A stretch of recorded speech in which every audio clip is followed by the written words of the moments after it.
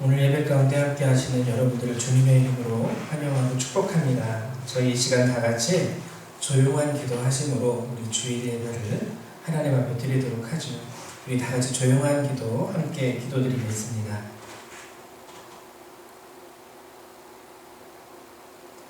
주여, 주는 대대 우리의 거처가 되셨나이다. 산이 생기기 전, 땅과 세계도 주께서 조성하시기 전, 곧 영원부터 영원까지 주는 하나님이시니이다. 할렐루야. 하나님 감사합니다. 오늘도 주께서 저희들 이렇게 함께 예배할 수 있도록 이 시간 저희를 불러주시고 모아주시고 이 귀한 예배에 참여할 수 있도록 이끌어주시고 인도하여 주심을 감사드립니다. 오늘도 하나님의 은혜를 바라며 하나님 주 안에서 회복되기 원하는 마음으로, 하나님 주 안에서 용서받기 원하는 마음으로, 은혜 얻기 원하는 마음으로 저희들 이 시간 한자리에 또한 모였습니다. 하나님, 부족한 저희들이고 연약한 저희들이고 죄 많은 저희들이지만 온전한 마음으로 주 앞에 나와 주께 영광 돌리기 원하오니 이 시간 우리의 예배를 받아주시고 이 예배를 통하여 홀로 영광마다 주시옵소서. 주 예수님의 이름으로 기도했습니다. 아멘. 우리 다 같이 사도신경으로 신앙 고백하도록 하겠습니다. 우리 다 같이 신앙 고백합니다. 나는 전능하신 아버지 하나님 천지의 창조주를 믿습니다. 나는 그의 유일하신 아들 우리 주 예수 그리스도를 믿습니다. 그는 성령으로 잉태되어 동정녀 마리아에게서 나시고 본디오 빌라도에게 고난을 받아 십자가에 못 박혀 죽으시고 장사된 지 사흘 만에 죽은 자 가운데서 다시 살아나셨으며 하늘에 오르시어 전능하신 아버지 하나님 우편에 앉아 계시다가 거기로부터 살아있는 자와 죽은 자를 심판하러 오십니다. 나는 성령을 믿으며 거룩한 공교회와 성도의 교제와 죄를 용서받는 것과 몸의 부활과 영생을 믿습니다. 아멘. 우리 송영 3장 함께 찬양합니다.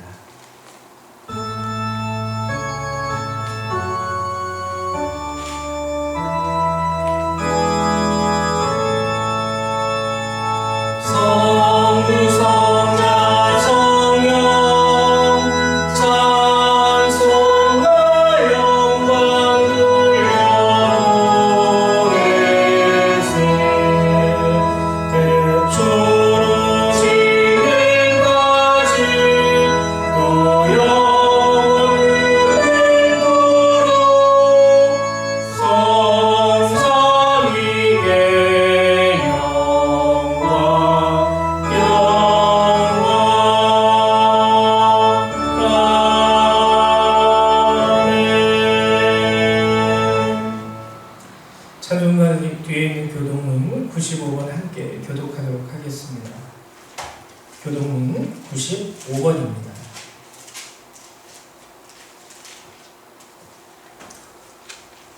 교동문 95번 가정주일 다 찾으신 줄로 알고 같이 교독합니다.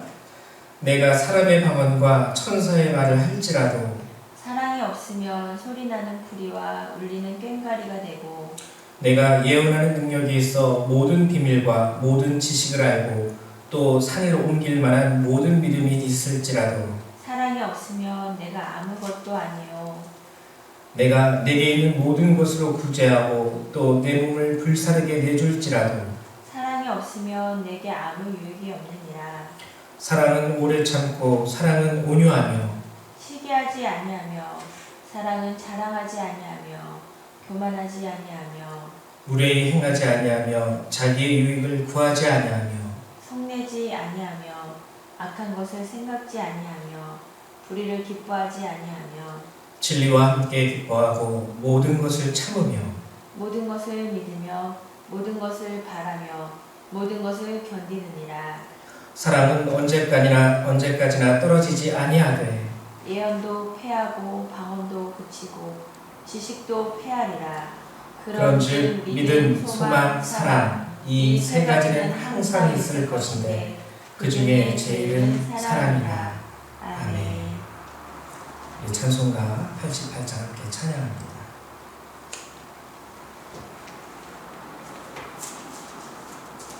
찬송가 88장입니다.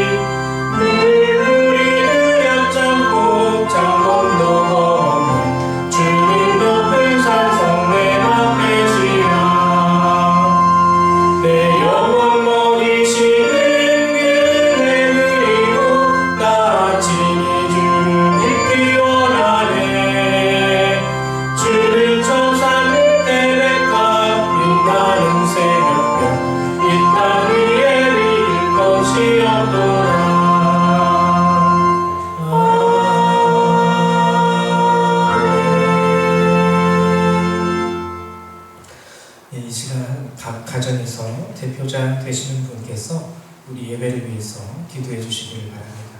우리 다 같이 기도합니다.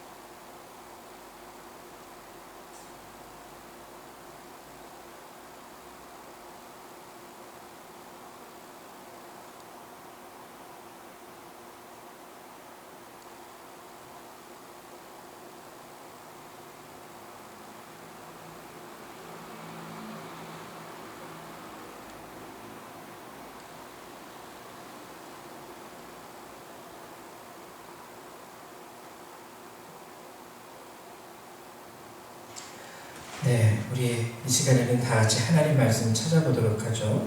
함께 나누실 말씀은 말라기, 구약성경 맨 마지막 책이죠. 말라기 2장 10절에서부터 16절까지의 말씀입니다. 말라기 2장 10절부터 16절의 말씀입니다. 저희 한 절씩 같이 교독해 보도록 하죠. 구약성경 1328페이지 다 찾으신 줄로 믿습니다. 한 절씩 교독하겠습니다. 우리는 한 아버지를 가지지 아니하였느냐? 한 하나님께서 지으신 바가 아니냐? 어찌하여 우리 각 사람이 자기 형제에게 거짓을 행하여 우리 조상들의 언약을 욕되게 하느냐?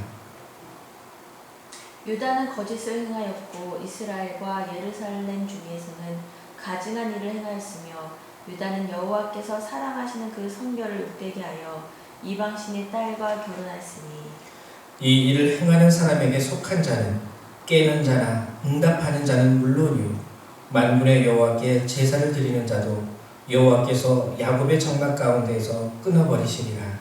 너희가 이런 일도 행하나니 곧 눈물과 울음과 탄식으로 여호와의 제단을 가리게 하는도다. 그러므로 여호와께서 다시는 너희의 봉헌물을 돌아보지도 아니하시며 그것을 너희 손에서 기꺼이 받지도 아니하시노니 너희는 이르기를 어찌 됨이니까 하는도다. 이는 너와 내가 어려서 맞이한 아내 사이에 여호와께서 증인이 되시기 때문이라. 그는 내 짝이요 너와 서약한 아내로 돼 내가 그에게 거짓을 행하였도다. 그에게는 영이 충만하였으나 오직 하나를 만들지 아니하셨느냐. 어찌하여 하나만 만드셨느냐. 이는 경건한 자손을 얻고자 하심이라. 그러므로 내 심령을 삼가 지켜 어려서 맞이한 아내에게 거짓을 행하지 말지니라. 이스라엘의 하나님 여호와가 이르노니 나는 이혼하는 것과 옷으로 학대를 가리는 자를 미워하노라.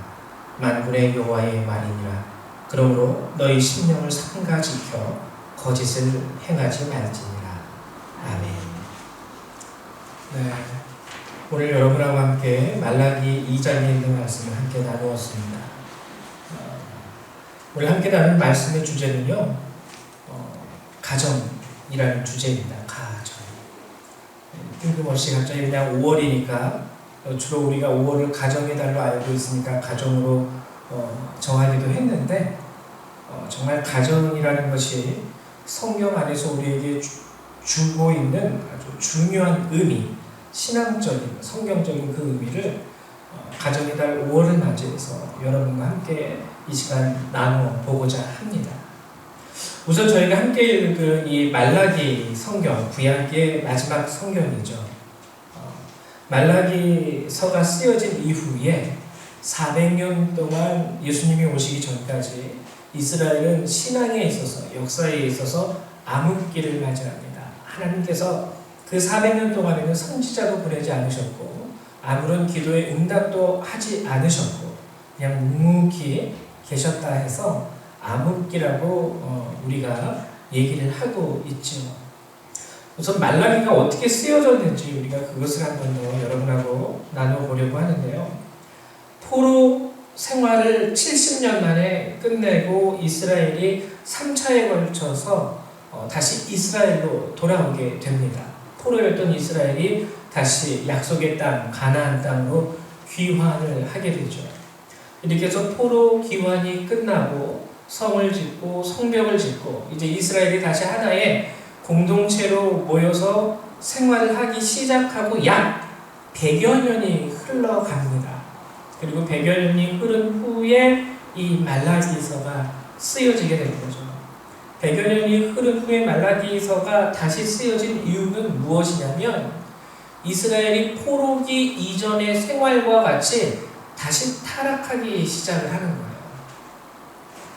타락을 해서 하나님의 진노 가운데 나라를 잃어버리고 유배를 가고 포로로서 70년을 살고 그리고 그 후에 다시 이스라엘로 돌아와서 다시 한번 하나님 앞에 뜨거운 마음과 열정을 가지고 살아가려 했지만 또다시 그들의 조상들과 같은 패역한 모습을 가지면서 살아가게 되자 하나님께서 말라기 선지자를 일으키셔서 쉽게 말하면 여호와께로 다시 돌아와라 다시 한번 선포하시는 거죠.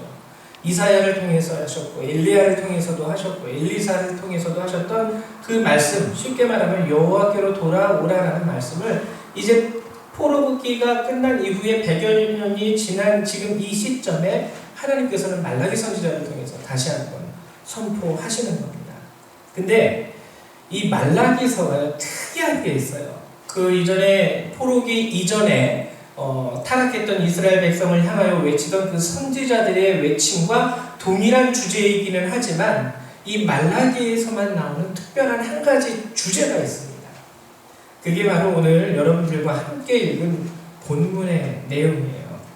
그래서 본문의 내용 중에서 우리가 좀 깊이 한번 생각해보면서 우리가 말씀을 나누어야 할 것이 바로 13절과 14절입니다. 제가 한번 더 읽어드릴게요. 너희가 이런 일도 행하나니 곧 눈물과 울음과 탄식으로 여호와의 제단을 가리게 하는도다. 그러므로 여호와께서 다시는 너희의 봉헌물을 돌아보지도 아니하시며 그것을 너희 손에서 기꺼이 받지도 아니하시거늘. 일단 하나님께서 예배를 받지 않겠다라는 거예요. 너희의 예배를 내가 받기를 원하지 않는다. 근데 이제 14절에 너희는 이르기를 어찌 됨이니까 왜 하나님 저희의 예배를 받지 않으시려고 하십니까? 라고 얘기하는 거죠. 이때 하나님이 뭐라고 말씀하시냐면 이는 너와 내가 어려서 맞이한 아내 사이에 여호와께서 증인이 되시기 때문이라. 그는 내 짝이요 너와 서약한 아내로되 내가 그에게 거짓을 행하였도다. 하나님께서 그러니까 결론적으로 말하면, 쉽게 이해하자면 이스라엘 백성들에게 돌아와라 라고 말씀하십니다. 그러면서 지금 이 상태로는 내가 너희의 예배를 받기 원하지 않는다. 그래서 이제 이스라엘 백성들이 왜 우리의 예배를 안 받겠다고 하십니까? 라고 물어보니까 하나님 말씀하신 것은 네가 어려서 맞이한 너희 아내, 너와 내 아내 사이에 내가 증인인데 그는 내 짝이요 너와 서약한 아내로되 네가 그에게 거짓을 행하기 때문이다. 이것은 쉽게 말하면 가정에 문제가 생겼다는 거예요. 너희 가정 안에 문제가 있는데 네가 그에게 거짓을 행하고 있는 이 문제로 인해서 내가 너의 예배를 받기 원하지 않는다라고 얘기하신 것이죠. 어떻게 보면 쇼킹한 일입니다. 가정에 있는 문제로 인하여 하나님께서 지금 우리가 하나님께 드리는 이 예배를 받지 않으시겠다라고 지금 선언하신 거예요. 그러니까 하나님 앞에 우리가 온전한 예배자로 서기 위해서는 우리가 살아가고 있는 우리의 현실의 삶 가운데서 가정을 한번 돌아볼 필요가 있습니다. 가정이 항상 화목할 수는 없죠. 부부간에도 싸움이 있을 수 있고, 그리고 자식과 부모 간에도 다툼이 일어날 수 있습니다.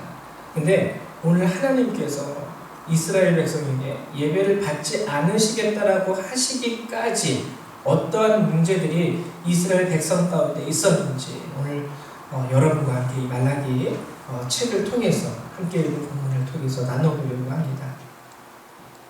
일단 우리가 가정이라고 하면은요, 어릴 적 학교에서 배웠죠. 가장 기초적인 사회 공동체예요. 1차적으로 가정이라는 게. 그 정도는 우리가 알고 있습니다. 엄마, 아빠, 자녀, 부모님, 이렇게 해가지고 더 나아가면은 할머니, 할아버지까지 이렇게 해서 아주 기초적인 사회적 공동체. 근데요, 이 가정이 가지고 있는 성경적인 의미가 굉장히 중요하고 깊어요. 자, 가정이라는 것은요, 여러분, 하나님께서 태초에 천지를 창조하셨죠. 6일간 천지를 창조하시고 하루 쉬셨어요. 안식일을 가지셨어요. 그리고 이제 아담을 만드셨죠, 처음에. 그리고 아담을 보실 때 아담이 혼자 있는 것이 하나님 눈에 좋아 보이지 않으셨어요.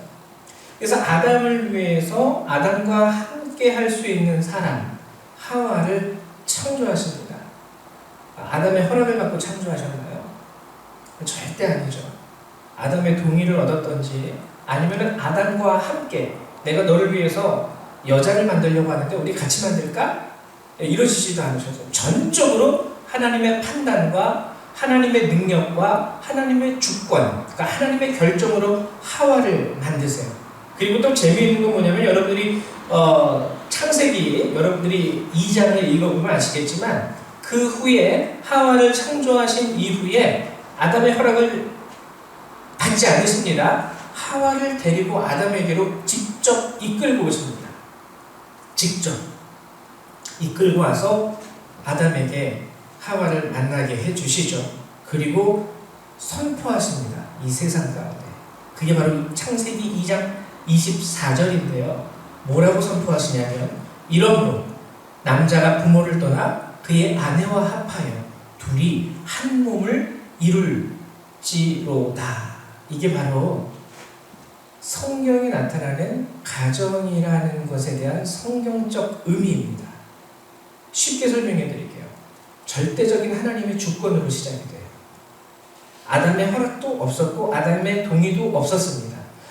태초에 천지를 창조하실 때 그 누구의 허락도 받지 않으시고 그 누구의 동의를 구하지도 않으셨어요. 하나님께서는 빛이 있으라 할 때 오직 하나님의 결정과 하나님의 뜻과 하나님의 주권 안에 빛이 있었고, 그리고 궁창을 하늘 위의 궁창과 하늘 아래 궁창으로 나누셨고, 물고기와 새와 각종 짐승들을 다 창조하실 때 누구의 동의를 구하거나 누구의 허락을 받지 않으셨습니다. 이와 동일하게 하나님께서 가정이라는 것을 창조하신 거예요. 천지 창조, 물질적인 이 천지 창조 이후에 하나님께서 인간의 역사 가운데 하나님의 오직 주권으로 세우신 하나의 공동체이자 이것은 제도예요. 가정이라는 것은. 그렇죠? 하나님의 주권으로 시작됐고 하나님의 뜻 가운데서 결정되었고 또 하나님이 이 가정을 선포하셨습니다. 모든 것이 다 하나님의 뜻 가운데서. 천지 창조 이후 하나님의 첫 사역이라고 할 수 있는 것이죠. 하나님의 의지로 이루어집니다. 그러면은 이 가정이 가지는 특징은 또 무엇이 있을까? 일단 지금까지 얘기했듯이 하나님의 주권이 가장 많이, 아니 전적으로 하나님의 주권으로 인하여 탄생한 공동체가 바로 가정이라는 공동체입니다. 지금도 저희가 가정을 이루어 갈 때요, 요즘에는 이제 물론 배우자를 선택하게 될 때 우리가 이 사람이 마음에 들어요, 저 사람은 싫어요 하고선 우리의 의사를 표현할 수 있겠지만 그것 외에는 여러분들의 가정을 한번 돌아보십시오. 여러분들이 원해서 저는 이런 형태의 아버지가 좋아요, 저는 이런 형태의 어머니가 좋아요 하고 아버지나 어머니를 선택한 자녀 있습니까? 가정을 이룰 때. 마찬가지로 자녀를 이룰 때 부모가 나는 이렇게 쇼핑하듯 고르면서 이 아이가 마음에 드네요, 이 아이를 내 아들로 주십시오 하고 쇼핑하듯 여러분들의 자녀를 골라서 선별해서 잉태하고 출산한 가정 있습니까? 전혀 없죠. 물론 요즘에 사람들이 이제 시대가 악해감으로 인하여 낙태도 하고 여러 가지로 하면서 그런 것도 할 수 있다고는 하지만 그럼에도 불구하고 자녀를 낳을 때 눈, 코, 입 내가 다 결정해서 눈은 이렇게, 머리는 곱슬머리로, 키는 어느 정도 결정해서 자녀를 고를 수가 없어요. 그렇게 결정해서 부모를 우리가 선택할 수가 없습니다. 가정이라는 건 전적으로 지금도 역사하신 하나님의 은혜 가운데서 하나님께서 주시는 생명 가운데에서 잉태되어지는 하나님의 주권으로 말미암아 생성되어지고 만들어진 것이 바로 가정이라는 것이죠. 이 가정은요, 진정한 천국에 현존하는 모델입니다. 가정이 가지는 중요성 두 번째가 바로 진정한 천국의 모델이라는 것입니다. 이 땅에 하나님께서 교회를 세우셨습니다. 하나님의 말씀을 선포하게 하셨고 하나님을 예배하기 위하여 교회라는 공동체를 만드셨죠. 교회 안에서 우리가 서로 형제와 자매를 사랑하고 보다듬고 또 아픈 자를 위로하고 병든 자를 우리가 찾아가서 문안하기도 하고 여러 가지를 하지만요, 가정처럼 끈끈하게, 그리고 가정처럼 절실하게, 그리고 더 절박하게 천국의 모델로서 보이는 것은 솔직히 말하면 교회보다는 가정이에요. 예를 하나 들어보도록 할까요? 그리스도 예수께서 이 땅에 인간의 옷을 입고 오셔가지고 죽을 수밖에 없는 우리들을 자녀 삼으셔서 자신의 생명을 대속함으로 인하여 우리를 구원해 주셨죠. 가정에서 이러한 예수 그리스도의 구원의 사랑과 사역이 아주 잘 나타납니다. 예를 들면은 교회에서는요, 여러분, 아무리 친한 형제와 자매라 그래도 대신 죽고 싶다, 내가 너를 위해서 대신 죽어줄게 라는 마음이 든다라는 게 쉽지 않아요. 근데 가정에서는 만약에 내 사랑하는 자녀가 정말 힘들고 어렵고 고통스러운 질병에 걸렸을 때 그 자녀를 바라보는 부모의 마음은 어떠합니까? 차라리 내가 저 병에 걸려서 내가 죽고 내 자녀는 살았으면 하는 간절한 마음이 부모의 마음에 일어나게 되죠. 교회 안에서도 솔직히 이러한 동일한 마음을 찾아보기는 매우 힘듭니다. 근데 가정에서는 그게 보여지는 거예요.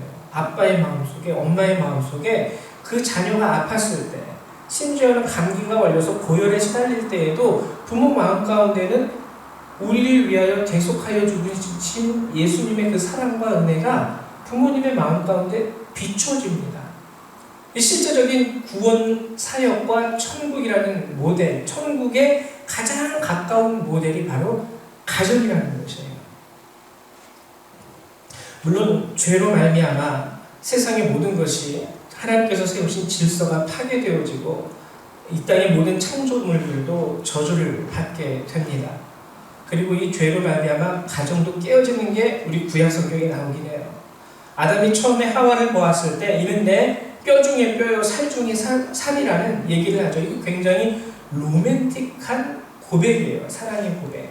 내 안에 너 있다. 뭐 이런 식으로 굉장히 로맨틱한 고백을 했던 아담이 하나님께서 누가 너더러 내가 먹지 말라고 했던 이 나무의 열매를 따서 먹게 하였느냐라고 할 때 곧바로 아담은 자기 아내를 고발하기 시작합니다. 당신이 나에게 데려온 이 여자가, 아주 이 여자가 라고 할 때 굉장히 그 설명을 직접 하죠. 당신이 나에게 데려온 이 여자, 이걸 아주 구체적으로 이 여성을 고발하는 말이에요. 깨졌죠. 처음에 그렇게 로맨틱한 말로 내 뼈 중에 뼈요 살 중에 살이라고 하더니 이제는 하나님께서 그것에 대해서 물으시니까 이렇게 구체적으로 이 여성이 그랬다고 나를 하나님 앞에 일러 바치고 깨지는 모습이 드러나긴 합니다. 그러나 재밌는 건 뭐냐면요, 하나님이 그 죄로 인해서 그때 결정하실 수 있었어요. 하와야, 아담아, 너희가 서로 만나서 내가 하지 말라고 했던 이 언약을 깨뜨렸으니 너희는 이제 영영 남이 되어서 결별하고, 그리고 하와는 저쪽으로 가고 아담은 저쪽으로 가서 평생에 보지 못하고 원수가 되게 할 수도 있었어요, 하나님께서. 근데 재미있는 건 뭐냐면 죄로 인해서 이들이 가장 먼저 부끄러움을 보게 됩니다. 자신의 연약함을 보게 되는 거죠. 자신의 벗은 모습을 알게 되죠. 그래서 이 부끄러움으로 인하여, 이 연약함으로 인하여 부부였지만 서로 숨어요. 나무 뒤에, 풀숲에 숨어요. 그때 이 서로 부끄러워하고 연약해하는 이 아담과 하와에게 하나님이 하신 행동은 무엇이냐면 그들의 연약함과 그들의 부끄러움을 가리기 위한 가죽옷을 입혀주셨다는 거예요. 가죽옷을 입은 후에 자신의 수치와 벌거벗음을 가리웠죠. 연약함을 가리웠죠. 그 후에 이들은 다시 나오게 됩니다. 하나님의 가정을 유지시켜 주신 거예요. 죄를 졌지만 그들에게 명령하시사 너희들은 이제 영영 결별하게 될 거야 라고 선포하지도 않으셨고, 그렇게 선포하지 않았음에도 불구하고 서로의 부끄러움과 수치스러움으로 인하여 숨어있는 그들을 불러내사 그들의 수치와 부끄러움과 연약함을 가릴 수 있는 가죽옷을 지어 입으심으로 다시 연합할 수 있게 하나님이 허락해 주신 겁니다. 이게 바로 가정의 모습이에요. 이 천국의 모델인 거죠. 가정은 비록 부끄러움이 보이고 모자름이 보이더라도 충분히 감싸줄 수 있는 가장 기본적인 그리고 유일한 공동체입니다. 우리가 사회생활을 하면서 함께 살아갈 수 있는 여러 가지 공동체가 있어요. 가정 외에 학교. 근데 학교 부끄러움, 학교 지금은 뭐 시험 잘 안 보지만 중학교 2학년만 돼도 시험 봐서 철저하게 아이들을 등수로 나누죠. 너는 1등, 2등, 3등, 4등, 5등 해서 뭐 꼴등까지. 이거는 수치를 가리워주는 행동이 아니라 물론 학교에 성격이 있겠지만 그로 인하여 드러나게 되죠. 아, 쟤는 잘하는 애, 얘는 못하는 애, 얘는 뛰어난 애, 얘는 뛰어나지 못하는 애. 은연중에 이것이 갈라져요. 학교도. 회사도 그렇습니다. 조금만 부끄러움과 모자름이 있으면 도태돼요. 그 사람이 어떠한 사람이든 상관없습니다. 부족함과 모자름이 있으면 어디까지 가냐면 해고하기까지예요. 당신은 그렇게 부족하고 그렇게 연약하고 그렇게 모자라서 우리가 쓸 수 없겠어 하고선 해고까지 하죠. 그러나 가정은 감싸줍니다. 하나님이 가죽옷을 지어서 하와에게 입혀주시고 아담에게 입혀주셨던 그 모습이 가정 안에서는 이루어지는 거예요. 부족하지만 내 아들이기 때문에, 부족하지만 내 딸이기 때문에, 나의 부모이기 때문에, 나의 자녀이기 때문에 감싸주는 모습이 유일하게 이 땅 가운데서 가정에서는 이루어집니다. 그게 바로 가정의 아주 중요한 성경적, 신앙적 의미 중에 하나이죠. 그리고 성경을 보면 하나님께서 이스라엘과 하나님 사이의 관계를, 이러한 가정 안에 있는 관계를 빗대어서 설명 많이 하십니다. 예를 들면 나는 아버지, 너희는 나의 자녀들. 또 예를 들면은 신랑 되신 예수님, 신부 되어진 우리들. 이렇게 하나님께서는 믿음의 관계도 신앙의 관계도 이 가정에 빗대어서 많이 설명하고 계셔요. 그렇기 때문에 이 가정이라는 것은요, 우리 신앙생활에 있어서 절대적으로 하나님의 신앙과 하나님의 은혜와 하나님의 사랑이 가장 많이 증거되어지고 가장 많이 필요해지는 공동체가 돼요. 또 가정이 가지는 중요한 의미가 한 가지 더 있는데, 신명기 1장 19절에 이런 말씀이 있습니다. 또 그것을 너희의 자녀에게 가르치며, 자 여기 잘 들으세요. 집에 앉아 있을 때든지, 집에 길을 갈 때든지, 누워 있을 때든지, 일어날 때든지 말씀을 강론하고. 자녀에게 가르치라는 것은 부모에게 명령하셨다는 것이죠. 참된 신앙 교육의 1차적인 장소는 교회 학교가 아닙니다. 참된 신앙 교육의 1차적인 장소는 바로 가정이에요. 하나님께서는 교회 학교를 지어서 신앙을 가르쳐라 라고 말씀하지 않으셨고, 너희 자녀들, 부모된 자들에게, 너희 자녀들에게 집에 있든지, 아이들과 함께 길을 갈 때든지, 아이들과 함께 누워있을 때든지, 일어날 때든지 이 말씀을 강론해라 라고 말씀을 하시죠. 근데 말라기 이 성경이 쓰였을 당시에는요, 가정이 많이 몰락해 있었어요. 단순한 신앙의 퇴보만 이루어지고 있었던 것이 아니라 가정이 깨어지고 무너지고 몰락해 가고 있었습니다. 무슨 일이 있었냐면, 이스라엘의 남자들이 이방 여인들을 보게 돼요. 보니까 이쁘거든요. 인간이기 때문에 이쁜 사람을 봄으로 인해서 마음에서 정욕이 일어나게 되기도 합니다. 근데 중요한 건 뭐냐면, 여러분 신명기 24장 1절을 제가 한번 읽어드릴게요.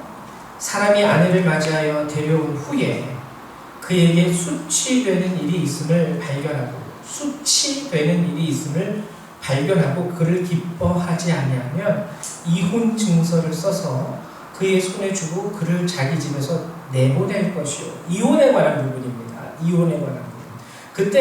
근데 부부가 결혼을 해서 이혼하게 될 때 그 이혼 사유가 무엇이었냐면요, 24장 1절이 얘기하고 있는 이 수치되는 일은 뭐냐면, 쉽게 말하면 결혼을 했어요. 결혼을 했는데 나의 아내가 처녀가 아니었네. 이때는 이혼 사유가 됩니다. 여기서 수치되는 일은 바로 이것을 의미해요. 비록 처녀여가지고 결혼을 했어요.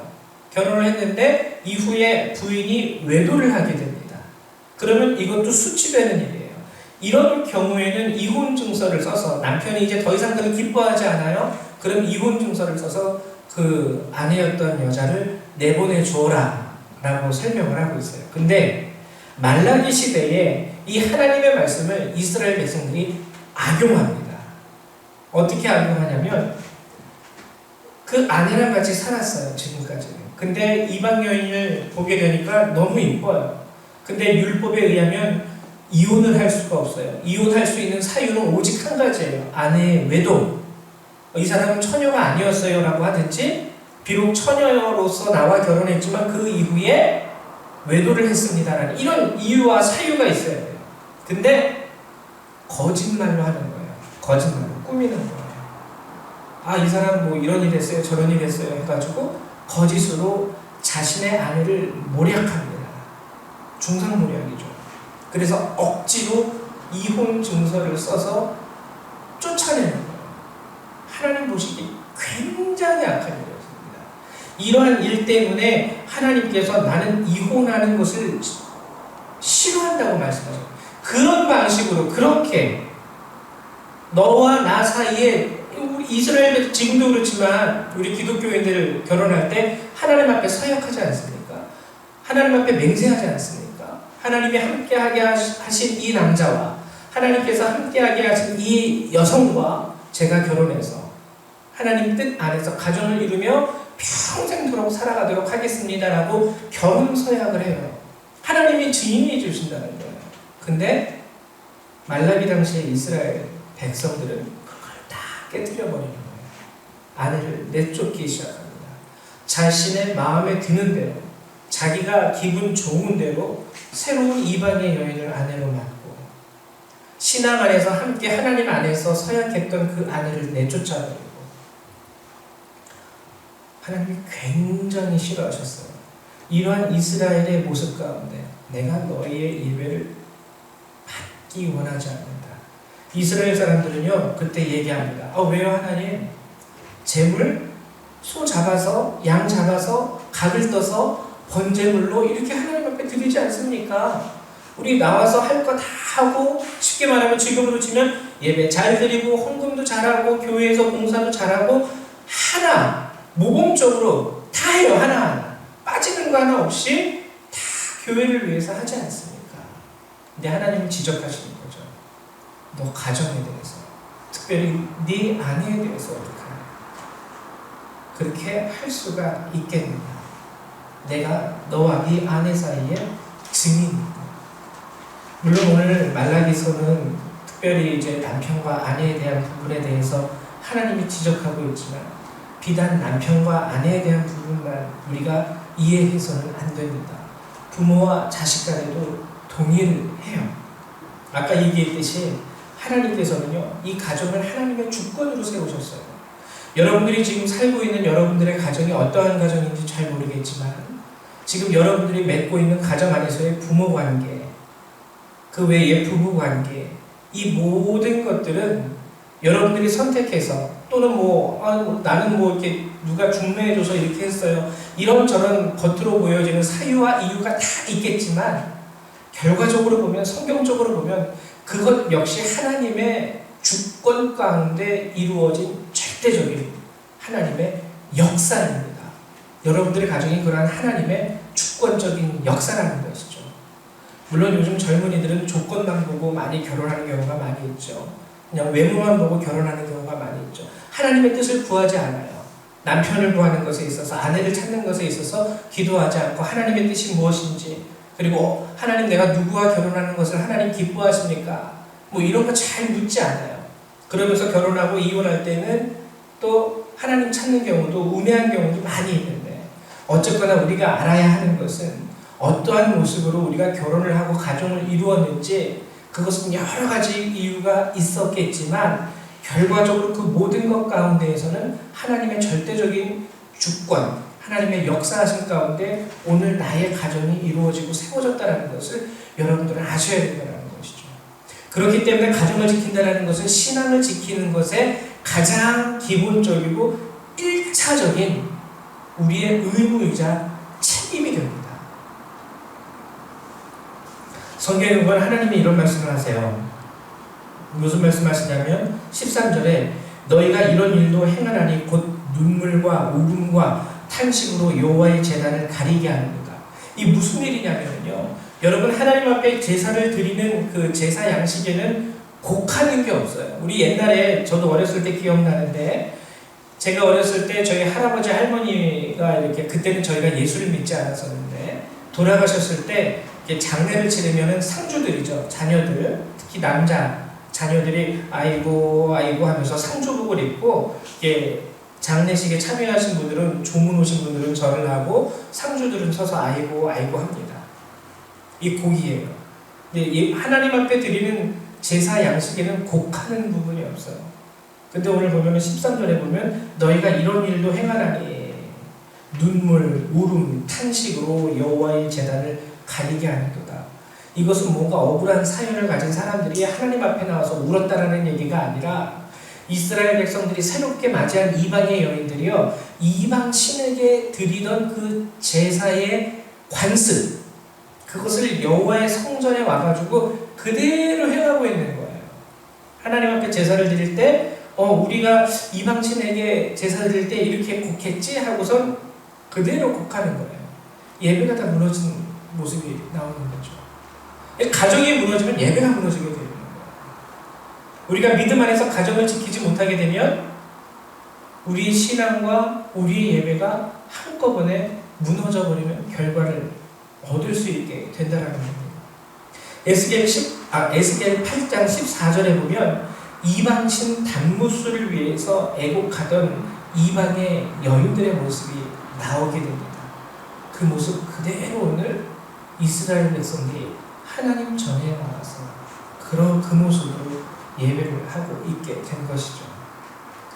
마지막으로 하나님께서 이런 말씀을 하세요. 15절을 한번 읽어볼게요. 그에게는 영이 충만하였으나, 여기서 말하는 그는 하나님 자신을 말씀하시는 겁니다. 하나님에게는 영이 충만하였으나 오직 하나를 만들지 아니하셨느냐. 이것은 아내를 말하는 거예요. 쉽게 말하면은 그 당시 이스라엘 백성들이 타락을 해서 저 여자 너무 이쁜데 내 아내로 삼고 싶어요. 또 지나보니까 여기에 가니까 또 이쁜 여인이 있어요. 이 사람도 내 아내로 삼고 싶다. 그래서 이 사람도 내 아내로 받아들이고 저 사람도 내 아내로 받아들이고, 하나님이 그러한 모습과 행태에 대해서 말씀하시기를, 야, 내가 처음에 아담을 만들고 아담을 위해서 하와를 만들었을 때 내가 능력이 모자라서 내가 힘이 없어서 겨우 간신히 하와라는 여성 한 명만 만들었는 줄 아느냐? 이렇게 얘기하시는 거예요. 그에게는 영이 충만하였으나 오직 하나를 만들지 아니하셨느냐? 어찌하여 하나만 만드셨느냐? 능력이 없어서 아니라는 거예요. 힘이 없어서 아니라는 거예요. 하나님이 지혜가 없으셔서 하나밖에 못 만들었을까요? 아니라는 거예요. 그 뒤에 보면 이런 말씀이 나옵니다. 이는 경건한 자손을 얻고자 하시니라. 여러분, 경건한 자손이라고 하시면 무엇을 생각하십니까? 뭔가 이렇게 거룩한 모습으로 예배를 드리고 심성도 착하고 뭔가 나쁜 거는 조금 멀리하고 그런 것도 맞지만 그것은 1차적인, 성경이 말하는 경건한 자손에 대한 1차적인 의미이고요. 여기서 말하는 경건한 자손은요, 정말 하나님을, 제가 아까 말씀드렸죠, 천국의 모델이 바로 정말 가정이라고. 그 가정을 통해서 하나님의 사랑을 이해할 수 있고요. 가정을 통해서 하나님께서 이스라엘의 백성 삼으신 그 신앙의 맥이 흘러가는 거예요. 그래서 그 자녀들이 그 부모를 보고, 그 자녀들이 가정 안에서 나를 향한 내 아버지, 나를 향한 내 어머니의 사랑이 이러한 걸 보니 우리를 향한 하나님의 사랑도 이러하구나 라는 것을 습득하게 되고 깨닫게 되고 가정 안에서 경험하게 되고, 그러면서 이 아이들의 마음 가운데 신앙이 자라나면서 굳어져 가는 거예요. 이게 바로 경건한 자손의 참된 의미입니다. 근데 오늘 이스라엘 백성 가운데서는요, 자손들이 부모로부터 그것을 배울 수가 없어요. 엄마를 중상모략해서 내쫓은 아빠, 저 여인이 좋다고 저 여인을 새롭게 아내로 불러들이는 아빠. 가정 안에서 하나님이 원래 보여주신 사랑과 신앙과 은혜의 자리는 없습니다. 거기서 어떠한 경건한 자손이 나올 수 있겠습니까? 여러분이 가정의 날을 맞이해서 우리 가정을 한번 신앙적인 모습으로 한번 체크해 볼 필요가 있어요. 여러분, 아까 얘기했듯이 가정은 하나님의 주권으로 시작이 되었습니다. 그리고 가정은요, 하나님의 은혜로 유지되어졌어요. 말씀드렸죠. 아담과 하와가 죄로 인해서 서로 싸울 때 그들의 부끄러움과 수치와 연약함을 하나님이 가리워줬다는 거, 가죽옷을 입히셔서. 지금 우리가 살아가고 있는 이 현실 가운데 우리 가정도 동일합니다. 우리 가정도요, 하나님의 주권으로 세워진 가정이에요. 여러분들의 아내, 여러분들의 부모, 여러분들의 남편, 그리고 여러분들의 자녀가 다 하나님의 주권 가운데 여러분들에게 주어진 하나님의 선물입니다. 그러나 그럼에도 우리 가운데 부족함과 모자람이 있기 때문에 부부간에도 싸움이 일어나고요. 자식 부모 가운데도 다툼이 일어나요. 그럼 그때 뭐가 필요하냐면 우리도 그 당시 아담과 하와에게 입혀주셨던 하나님의 가죽옷이 우리에게도 필요한 거예요.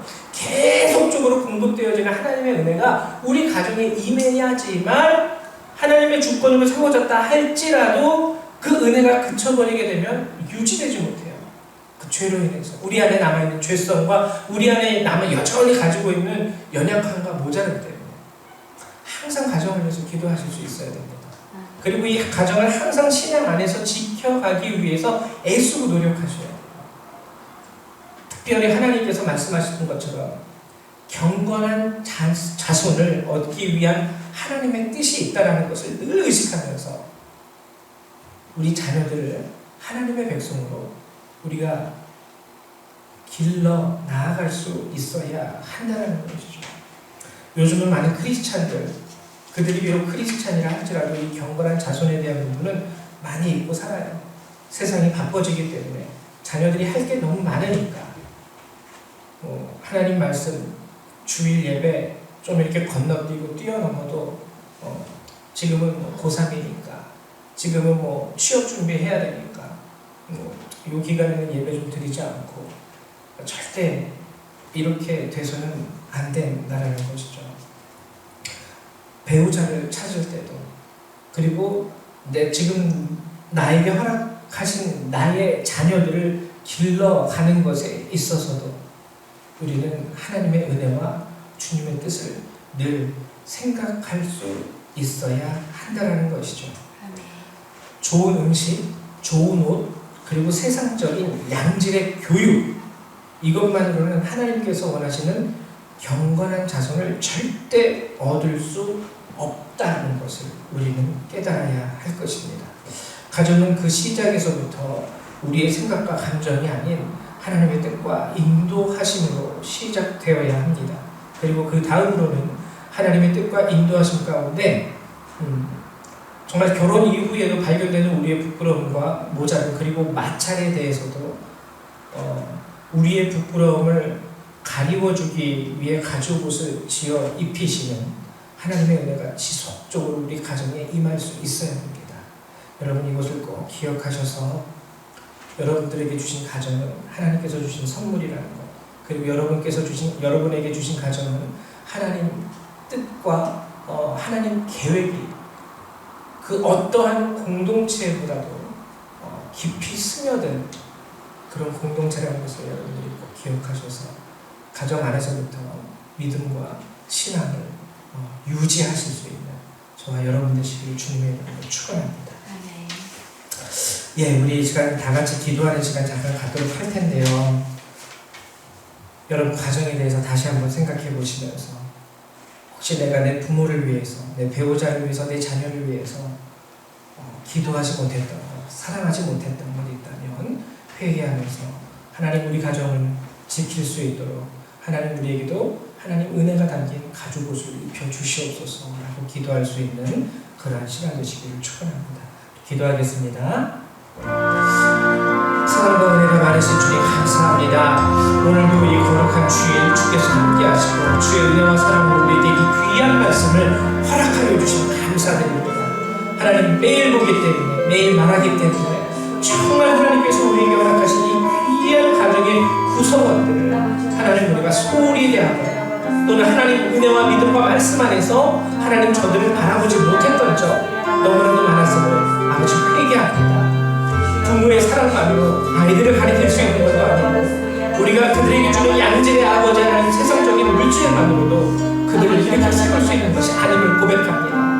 하나님 도와주셔서 무엇보다도 우리 자녀들 그들을 경건한 자손으로 하나님 원하시는 주의 백성으로 하나님 저들을 잘 교육할 수 있는 각 가정의 부모가 될 수 있도록 도와주시옵소서. 또한 어떻게 시작되었든 하나님 이제 우리가 믿음 안에서 주께서 허락하신 이 가정을 유지하며 살아가려고 합니다. 혹시 우리 가운데에서 가정 가운데 다툼이 있는 가정이 있습니다. 여러 가지 아픔을 가지고 있는 가정들이 있습니다. 하나님 도와주셔서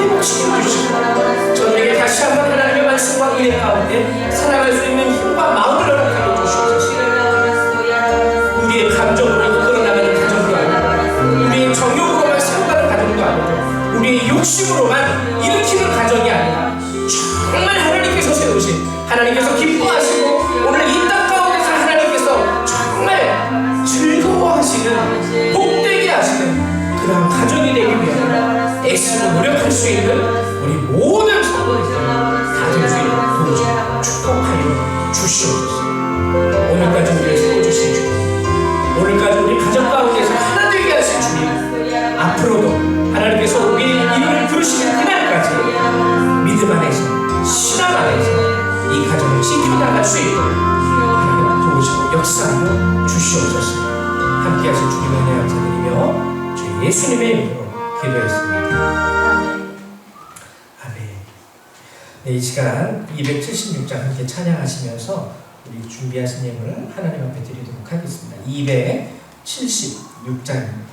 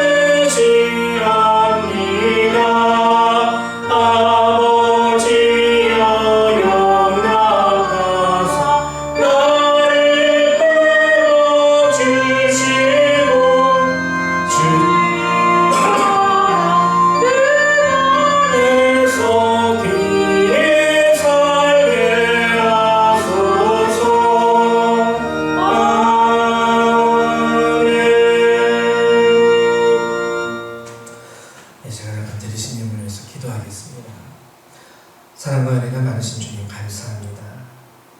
매일 보고 사는 사람들, 매일같이 밥을 먹고 매일같이 대화를 하는 이 사람들이 정말 하나님께서 하나님의 주권과 하나님의 능력과 하나님의 은혜로 세워주신 정말 소중하고 귀한 내 가정의 구성원이라는 것을 이제 깨닫게 됩니다.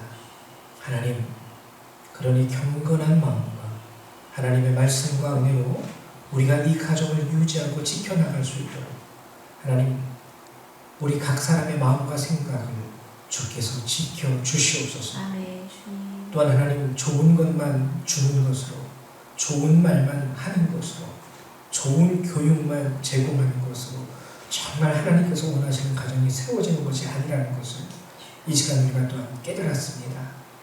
하나님, 부부 간에도 부모 자녀 간에도 하나님의 은혜와 말씀을 서로 주고 나눔으로 인하여 세워져가는 참된 믿음의 가정, 천국의 모델이 될 수 있도록 우리 성도님들의 가정을 축복하여 주시옵소서. 아멘. 세상적으로 볼 때는 부족해 보이기도 하고 모자라 보이기도 하지만 하나님 세워주시는 가정의 참된 주인이 하나님 자신임을 하나님 저희가 믿고 고백합니다. 각 가정의 아버지가 되어 주셨고 각 가정의 가장이 되어 주신 주님, 그러니 우리를 세워 주신 하나님의 뜻과 우리를 가정을 유지하게 하신 하나님의 은혜 가운데에서 늘 하나님을 생각하며 살아갈 수 있는 경건한 가정이 될 수 있도록 도와주시옵소서. 아멘. 우리 성도님들 작은 예물을 이렇게 모아서 또한 주님 앞에 내어드립니다. 정말 코로나로 인해서 힘들고 어려운 시기가 찾아왔는데 그럼에도 불구하고 감사함으로 하나님 우리가 따로 이렇게 작정하여 작은 예물이라도 주님 앞에 드리려 내놓았으니 하나님 우리의 죄를 용서하시고 이 예물을 기뻐 받아주시며 하나님께서 원하시는 곳에 온전히 쓰임받을 수 있도록 하나님께서 따로 구별하시고 성별하여 주시옵소서. 아멘. 드린 손길 가운데에도 하나님의 은혜와 축복을 더하여 주실 줄 믿습니다. 아멘. 이 예물을 또한 우리의 예배를 받아주심에 감사드리며 주 예수님의 이름으로 기도했습니다. 아멘.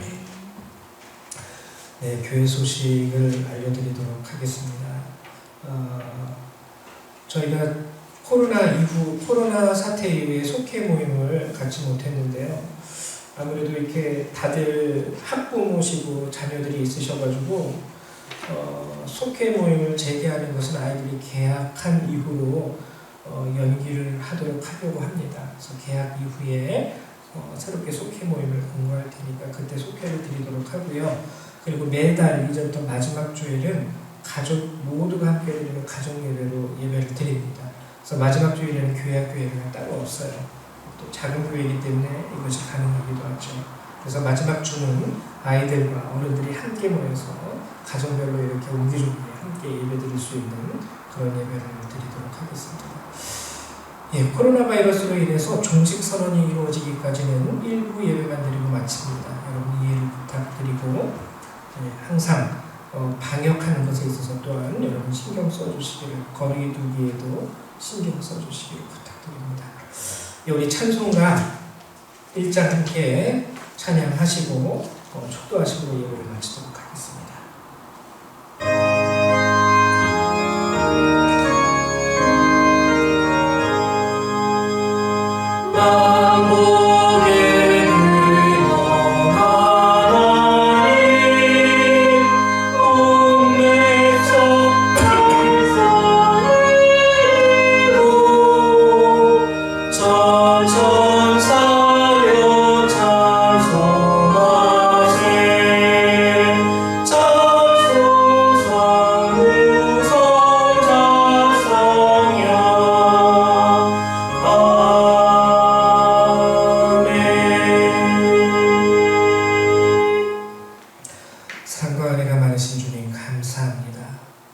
이제 저희들 이 예배를 마치고 각자 삶의 자리로 돌아가게 됩니다.